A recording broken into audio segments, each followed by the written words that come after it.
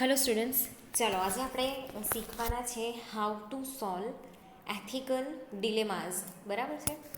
જે એથિકલ ડિલેમાઝ છે, જે દ્વિધાઓ છે, બરાબર છે. કાલે આપણે પ્રોબ્લેમ જોઈ, આજે છે દ્વિધાઓ, ધર્મ સંકટ જેને કહીએ, બરાબર છે. તો એને આપણે કેવી રીતે સોલ્વ કરી શકીએ? તો આ જે છે ને એક સ્કિલ છે જે બધા લીડરમાં હોવી જોઈએ. બરાબર છે? આપણે બધા જ લીડર્સ છે પોતાની લાઈફની અંદર, બરાબર છે. કોઈ મેનેજિંગની દ્રષ્ટિએ આપણે જોઈએ તો એ લીડર હશે એના ઇન્સ્ટિટ્યુશનમાં, એની ઇન્ડસ્ટ્રીમાં, એના ગ્રુપ માટે એ લીડર હશે, બરાબર છે. પણ એ સિવાય પણ આપણે આપણા પર્સનલ લીડર પણ છીએ. આપણે બધા જ લીડર છે, બરાબર છે. તો એઝ અ લીડર આપણી પાસે એવી સ્કિલ હોવી જોઈએ કે જ્યારે કોઈ એથિકલ ડિલેમાસ ઊભો થાય છે તો આપણે એને કેવી રીતે સોલ્વ કરી શકીએ. બરાબર? એથિકલ પ્રોબ્લેમ હોય તો એના સ્ટેપ્સ આપણે જોયા, બરાબર છે. પ્રોબ્લેમ એક છે, એની પાસે આપણી પાસે ઓપ્શન બહુ બધા છે. જ્યારે ડિલેમાં કેવું છે કે આપણે આમ કરવા જઈએ રે તો બી પ્રોબ્લેમ, આમ કરવા જઈએ તો બી પ્રોબ્લેમ, ધર્મ સંકટ જેવું, બરાબર. તો આ જે એથિકલ ડિલેમા છે, બરાબર, આપણે આપણી પર્સનલ લાઈફમાં તો થોડું ઘણું કોમ્પ્રોમાઇઝ કરીને ચાલો આપણે ચલાવી લઈએ, પણ જ્યારે આપણી પ્રોફેશનલ લાઈફ છે એની અંદર એનું ફ્રેમવર્ક કરવું બહુ જ ઇમ્પોર્ટન્ટ છે, બહુ જ ક્રુશિયલ છે, બરાબર. તો આ જે એથિકલ ડિલેમા છે એ કેવી રીતે ઊભા થાય છે, એના સોલ્યુશન શું હોઈ શકે, એના માટે આપણે આખું ફ્રેમવર્ક કરવું પડે, બરાબર છે. અને આપણે આગળ જો આ વસ્તુ કરી ચૂક્યા હોય કે બીજા વ્યક્તિએ કરી ચૂક્યા હોય, બરાબર, આપણે ત્યાંથી પણ હેલ્પ લઈ શકીએ છીએ. તો અહીંયા સૌથી વધારે ઇમ્પોર્ટન્ટ આપણે શાને આપવાનું છે કે જે લીડર છે, બરાબર છે. તો એ લીડરે અહીંયા એની જે વેલ્યુઝ છે, બરાબર છે, એના પર અહીંયા વધારે ધ્યાન આપવાનું છે. ઓર્ગેનાઇઝેશનની જે વેલ્યુ છે એના પર વધારે ધ્યાન આપવાનું છે. પછી જે સિચ્યુએશન છે, બરાબર, એ સિચ્યુએશનને રિલેટ કરીને કઈ જગ્યા પર કઈ વસ્તુ આવી, બરાબર છે, એ પ્રમાણે જે એથિકલ ડિસિઝન છે એમાં તમારે કોમ્પ્રોમાઇઝ કરવાનું છે. ટ્રેડ ઓફ એટલે કોમ્પ્રોમાઇઝ કરવાનું છે, બરાબર છે. તો અહીંયા કઈ વસ્તુનું ધ્યાન રાખવાનું છે? એક તો utility, the value delivered to the stock holders in organization. ત્યાં જેટલા પણ વ્યક્તિ તમારા ઇન્સ્ટિટ્યુશનની અંદર, તમારા ઓર્ગેનાઇઝેશનની અંદર, તમારી ઇન્ડસ્ટ્રીની અંદર જેટલા પણ હાજર છે, બરાબર છે, એને તમે વેલ્યુ કેવી રીતે પ્રોવાઈડ કરી શકો. એના પછી છે રાઇટ્સ, એન્ટાઇટલમેન્ટ ઓફ સમથિંગ. તો જે પણ ફેક્ટ્સ છે, જે સાચી વસ્તુ છે, બરાબર છે, એ બધી વસ્તુ આપણે ત્યાં રહેતા લોકોને જણાવવી બહુ જરૂરી છે.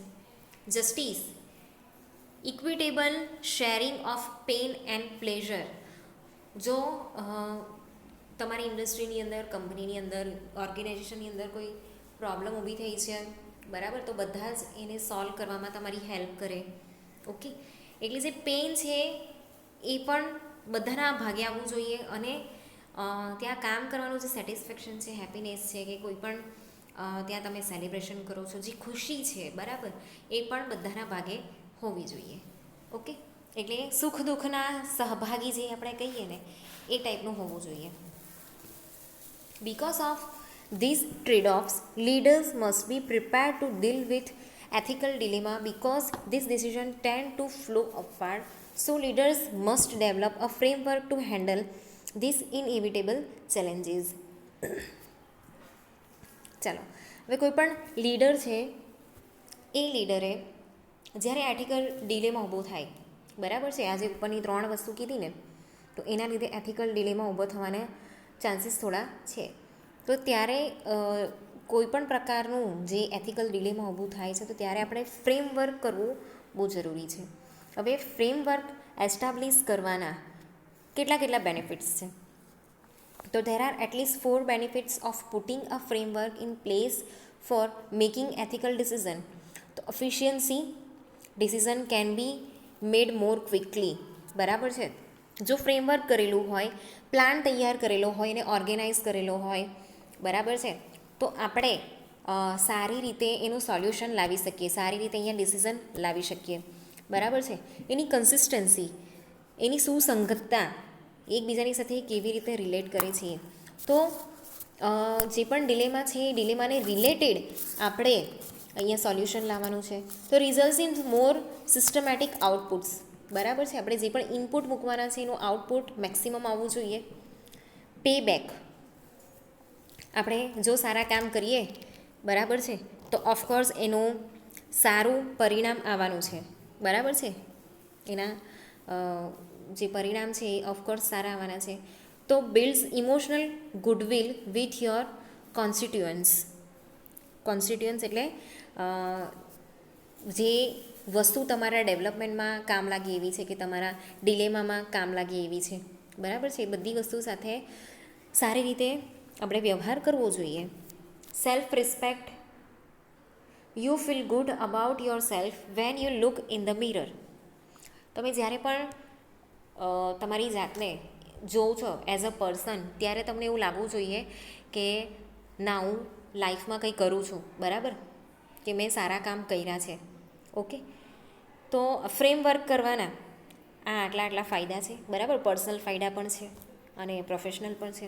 એના પછી આપણે જોઈશું કે જે એથિકલ ડિલેમાસ છે એને સોલ્વ કરવાના કયા કયા 3 સ્ટેપ્સ છે. તો પહેલું છે know your values. There are certain values about which society agrees. For example, we tend to value honesty.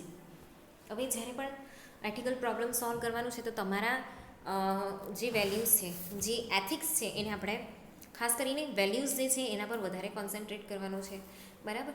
તો આપણે બધાએ જ એક પ્રકારનો જે સિસ્ટમ છે કે જે સેટ છે એ આપણે સેટ કરેલું છે, બરાબર. રૂલ ઓફ વેલ્યુઝ સેટ કરેલા છે. તો એમાં અહીંયા એક્ઝામ્પલ આપ્યું છે કે ઓનેસ્ટી, બધા પાસેથી એ વેલ્યુ જે છે ઓનેસ્ટી, બરાબર છે. આપણે બધા પાસે જ એનો એવો એક્સપેક્ટેશન રાખીએ છીએ કે એ ઓનેસ્ટ હોય, આપણે સાચા આન્સર આપે, સાચી વસ્તુ કે સાચો રસ્તો બતાવે, બરાબર છે. તો આ પ્રકારની જે વેલ્યુ છે, બરાબર છે, એના પર અહીંયા વધારે કોન્સન્ટ્રેટ કરવામાં આવ્યું છે. તો our discussion here isn't designed to change your values. Instead, it's about applying them. Before you can apply them, you have to know what they are. તો અહીંયા જે વેલ્યુ છે ને, એ વેલ્યુ અહીંયા શું છે એ અહીંયા સૌથી પહેલાં તમારે સિલેક્ટ કરવાનું છે, બરાબર છે. કે એ સિચ્યુએશનની અંદર, એ ડિલેમાની અંદર તમારી કઈ વેલ્યુ છે એને એ હાર્મ કરે છે, બરાબર છે, એને નુકસાન પહોંચાડે છે, બરાબર છે. અને કઈ વેલ્યુ જે છે એ અહીંયા કામ લાગે છે, બરાબર. કે કઈ વેલ્યુ છે જે વધારે અહીંયા કન્ટેમ્પલેટેડ છે, જે તમારા વેલ્યુને ચિંતિત કરે છે, કઈ એવી વસ્તુ છે, બરાબર છે. એટલે અહીંયા તમારે છે ને તમારી કોર વેલ્યુઝ જે છે એ તમારે ક્રિએટ કરવાની છે. એના પછી આપણે નેક્સ્ટ લઈશું સિલેક્ટ અ મોડલ. અહીંયા છે ને તમારે મોડલ સિલેક્ટ કરવાના છે. હવે આ જેટલા બી મોરલ ઇશ્યુઝ છે ને એના માટે જે એથિકલ થિયોરીઝ છે એ વાઇઝ એના 2 ક્લાસિફિકેશન કરેલા છે. એક તો કોન્સિક્વન્શિયલ થિયોરી, કોન્સિક્વન્શિયલ એટલે જેનું પરિણામ આપણે લાવી શકીએ છીએ એવું, બરાબર છે, અને નોન કોન્સિક્વન્શિયલ થિયોરી ડિટેલમાં આપણે જોઈએ એના પછી. તો આ 2 પ્રકારનું અહીંયા ડિવાઈડ કરવામાં આવેલું છે, બરાબર છે. 2 થિયોરી છે, એ પ્રમાણે આપણે મોડેલ રેડી કરવા જોઈએ. The following is not complete list of ethical theory, but it certainly covers the most sufficient ones for business people. હવે કોન્સિક્વન્શિયલ થિયોરી જે છે એ કયા પ્રકારની છે? તો કોન્સિક્વન્શિયલ થિયોરી જે છે એમાં actions are just by outcomes. If action result in positive result, it is morally right. If not, it is wrong. હવે અહીંયા છે ને તમે જે પણ મોડલ રેડી કર્યું છે એની અંદર જે ઇનપુટ તમે રેડી કર્યું છે, બરાબર છે, એને અહીંયા મૂકવામાં આવે છે, એને પ્રેક્ટિકલી કરવામાં આવે છે, એને એક્શનમાં મૂકવામાં આવે છે. પછી એના જે આઉટકમ્સ છે એને જજ કરવામાં આવે છે કે એનું રિઝલ્ટ પોઝિટિવ આવ્યું કે પછી નેગેટિવ આવ્યું, બરાબર છે. હવે અહીંયા છે ને પહેલો ટોપિક છે કે egoism. An act is moral if it promotes your best long term interest, બરાબર. તો અહીંયા સ્ટ્રેન્થ છે એ અને વીકનેસીસ છે બરાબર. એને 2 પાર્ટમાં ડિવાઈડ કરેલું છે, જે ઇગોઇઝમ છે ને એને. તો useful for decision making, ignores wrong. તો અહીંયા ડિસિઝન મેકિંગ માટે જે વસ્તુઓ વધારે ઇમ્પોર્ટન્ટ છે, બરાબર છે, એના પર ધ્યાન આપો, ને જે બીજી બધી વસ્તુ જે એક્સ્ટ્રા છે કે જે રોંગ છે ને અહીંયા કાઢી નાખો. ફ્લેક્સિબલ બનો, બરાબર છે. બીજો શું ઇન્ટરેસ્ટ રાખે છે, બીજાના રિવ્યૂ શું છે એને ધ્યાન નહીં આપો, બરાબર છે. પર્સનલ રિલેશનશિપ ડેવલપ કરવાની, અહીંયા બિલ્ડઅપ કરવાની કોઈ જરૂર નથી, બરાબર છે. ઇનકન્સિસ્ટન્ટ એટલે કે અહીંયા રાઇટ શું છે અને રોંગ શું છે, બરાબર છે, એ આપણને ખબર હોવી જોઈએ. Can't resolve conflict of interest, જે બધા વચ્ચે ટીમની અંદર જે કોન્ફ્લિક્ટ ઊભા થાય છે, બરાબર છે, એના પર ધ્યાન આપો. એના પછી નેક્સ્ટ છે યુટિલિટેરિયાનિઝમ. યુટિલિટેરિયાનિઝમ, બરાબર છે. An act is moral if it produce the great ratio of good to evil for everyone. કોઈ પણ વસ્તુનું ઉપયોગિતાવાદ, આપણે એવું કહીએ ને ઉપયોગિતાવાદ, તો એની અંદર એની સ્ટ્રેન્થ કઈ છે અને વીકનેસ કઈ છે. તો જ્યારે આ પ્રકારનું આપણે મોડલ યુઝ કરીએ છીએ, બરાબર છે, એમાં જે આપણે ગુડનેસ જે પ્રોડ્યુસ કરીએ છીએ ને, બરાબર છે, એ ઇવિલનેસ કરતાં વધારે છે. તો એમાં કઈ કઈ સ્ટ્રેન્થ છે એ. તો useful for decision making, may ignore wrongs. Flexible છે, may conflict with justice. recognize interest of all, difficult to design rules, resolve conflict of interest. તો આ મોડલની સ્ટ્રેન્થ કઈ કઈ છે? તો ડિસિઝન મેકિંગમાં યુઝફુલ છે, બરાબર છે. જે રોંગ છે, બરાબર, એને અહીંયા ઇગ્નોર કરે છે, કોઈ કોઈ સિચ્યુએશનમાં નથી પણ કરતી. ફ્લેક્સિબલ છે, બરાબર છે. પછી જસ્ટિસ કરવામાં કદાચ કોન્ફ્લિક્ટ ઊભા થાય, બધાના ઇન્ટરેસ્ટ અહીંયા રેકગ્નાઇઝ કરવામાં આવે છે, બરાબર છે. એથી આપણે રૂલ્સ બનાવવામાં આપણને પ્રોબ્લેમ થાય છે, બરાબર છે. અને જે બધાના ઇન્ટરેસ્ટ છે એ પ્રમાણે અહીંયા કોન્ફ્લિક્ટ જે છે એને આપણે સોલ્વ કરી શકીએ છીએ. Situational. An act is moral if it creates the greatest amount of love. તેની સ્ટ્રેન્થ કઈ છે સિચ્યુએશનલની? હ્યુમેનિસાઇઝ ડિસિઝન્સ એક તરફી થઈ જાય છે, બરાબર છે. ડિસિઝન જે છે એ માનવને માટે લેવામાં આવે છે. Lacks definite criteria for decision making. અહીંયા આપણે બરાબર ડિસિઝન મેકિંગ કરી શકતા નથી, એથિકલ ડિસિઝન મેકિંગ કરી શકતા નથી. રિજેક્ટ્સ મોરલ લીગાલિઝમ, બરાબર છે. મોરલ લીગાલિઝમ છે અહીંયા રિજેક્ટ થાય છે. એટલે કેવું છે કે વ્યક્તિને કોન્સન્ટ્રેટ કરીને અહીંયા ડિસિઝન લેવામાં આવે છે. એના પછી છે non consequential theory. According to non-consequential theory, a factor or factors other than the outcome should be considered when faced with an ethical dilemma. તો અહીંયા જે સિંગલ રૂલ છે, બરાબર, નોન કોન્સિક્વન્શિયલ થિયરીનો, એ ફેક્ટર. અને ફેક્ટર્સ તો multiple rule of non consequential theory. તો એમાં આપણે જોઈએ, એમાં એના જે આઉટકમ્સ છે, બરાબર છે, એ આઉટકમ આપણે ખાલી અહીંયા કન્સિડર કરવાના છે કે આપણે અહીંયા કયા એથિકલ ડિલેમાં બીજા ફેસ કરશું કે એનું આઉટકમ શું આવશે, બરાબર. તો સિંગલ રૂલ, ગોલ્ડન રૂલ, બરાબર. An act is moral if you treat others the way you would wish to be treated, બરાબર છે. તો અહીંયા તમે જેવી રીતે એવું માની લો છો કે હું જેવી રીતે ટ્રીટ કરી શકું છું એવી રીતે લોકોને ટ્રીટ કરીશ, બરાબર છે. હું સાચી રીતે ટ્રીટ કરું છું, એવી જે મનોભાવના છે એ. એની સ્ટ્રેન્થ કઈ છે? તો પર્સનલાઇઝ ડિસિઝન થાય છે, બરાબર છે. એની વીકનેસ કઈ છે? Needs modification to fit commerce, બરાબર છે. Bring fairness in to play. We can't know how others feels and things. તો અહીંયા આપણે છે ને કેવું છે કે પર્સનલાઇઝ ડિસિઝન છે, તો આપણે બીજા શું વિચારે છે આપણે વિચારી નથી શકતા. મોડિફિકેશનની જરૂર છે, બરાબર છે. આપણે આપણી જાત સાથે વધારે ફેર રહીએ છીએ. Carries childhood teaching into business. તો આપણે જે ચાઇલ્ડહુડમાં શીખા છે એ બધી વસ્તુ આપણે અહીંયા કામે લગાડી શકીએ છીએ. એના પછી છે કેટેગરિકલ ઇમ્પરેટિવ, જેનું નામ છે કાન્ટ, બરાબર. An act is moral if you would wish that everyone behave in the same manner.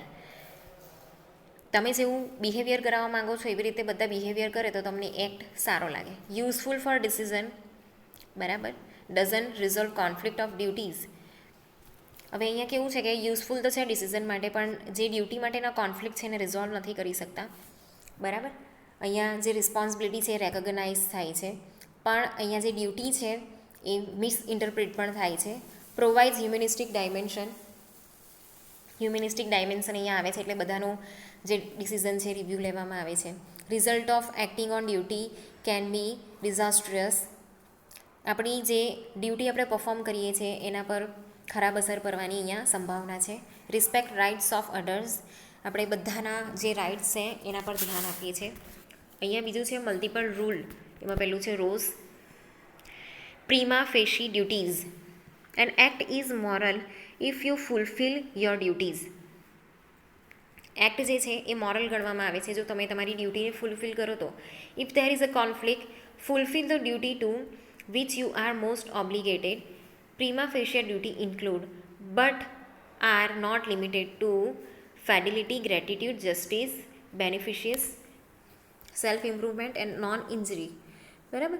તો આ જે વસ્તુ છે એમાં કેવું છે કે તમે જે એક્ટ કરો છો, બરાબર છે, એ તમારી જે ડ્યુટી છે એને ફૂલફિલ કરો તો એ મોરલી ગણાય. પણ તમે જ્યારે એ ડ્યુટી પરફોર્મ કરવામાં આનાકાની કરો છો કે પ્રોબ્લેમ તમને ક્રિએટ થાય છે કે તમને પરફોર્મન્સ કરવામાં પ્રોબ્લેમ થાય છે, બરાબર છે, ત્યારે તમે એક પ્રોબ્લેમ ફેસ કરી શકો. તો ત્યારે એની સ્ટ્રેન્થ કઈ છે? List of duties is educational in it self. Difficulty two determine weight of duties. અહીંયા જે ડ્યુટી છે ડ્યુટીનું લિસ્ટ આપી દેવામાં આવે છે, બરાબર છે, એ શીખવવામાં આવે છે કે તમારી ડ્યુટી કઈ કઈ છે અને કેટલી ડ્યુટી છે. ડ્યુટી તમારી જે રિસ્પોન્સિબિલિટી છે, બરાબર છે, એને અહીંયા ડિટરમાઇન કરવી, નક્કી કરવી બહુ ડિફિકલ્ટ થઈ જાય છે. Sensitive to consequences. એના પરિણામ જે છે બહુ સેન્સિટિવ હોય છે. No basic agreement on moral principles. Moral principles પર આપણે ટકી શકતા નથી. મેક્સિમાઇન પ્રિન્સિપલ ઓફ જસ્ટિસ, જેનું નામ છે Raul. An act is moral if it provides an equal amount of liberty for you and others, except when social and economical inequalities exist. In that case, the worst off in society should beneficial more than the act. તો અહીંયા કેવું છે કે જેટલી બી જે morals છે, બરાબર, જે એક્ટ આપણે કરીએ છીએ કે જે ડિસિઝન છે એ મોરલ ક્યારે કહેવાય છે? તો અહીંયા છે ને આપણે બીજાને કે આપણી જાતને ઇક્વલ અમાઉન્ટમાં લિબર્ટી આપીએ છીએ ડિસિઝન લેવા માટે, બરાબર છે.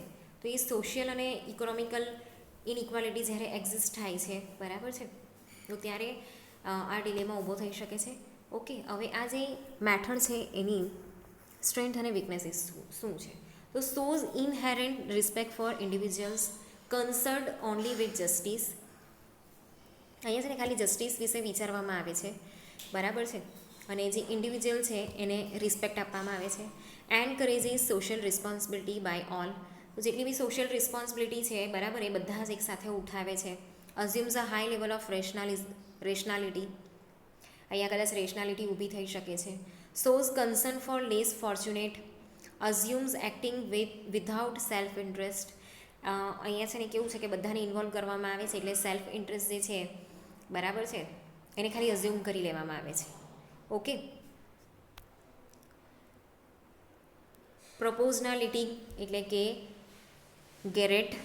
An act is moral if in engaging in it you don't will a major evil to you or anyone else, and if you don't will risk or permit a minor evil to yourself or anyone else without a proportionate reason. હવે અહીંયા છે ને જો તમે એની અંદર engage રહ્યો ને, બરાબર છે, તો એ એક્ટ મોરલ ગણાય, બરાબર છે. અહીંયા ઇવિલનેસ પણ આવી શકે, સારું પણ આવી શકે, ખરાબ પણ આવી શકે, બરાબર છે. હવે એની સ્ટ્રેન્થ શું છે? તો synthesize is most useful theory, બરાબર છે. એની વીકનેસ શું છે? Definitions are વોગ.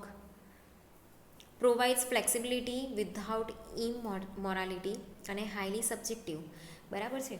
અહીંયા જે છે ને વસ્તુ કેવું છે કે થિયોરિકલ થઈ જાય છે, બરાબર, અને જે ફ્લેક્સિબિલિટી છે ઇમોરાલિટીની અહીંયા વધી જાય છે, બરાબર છે.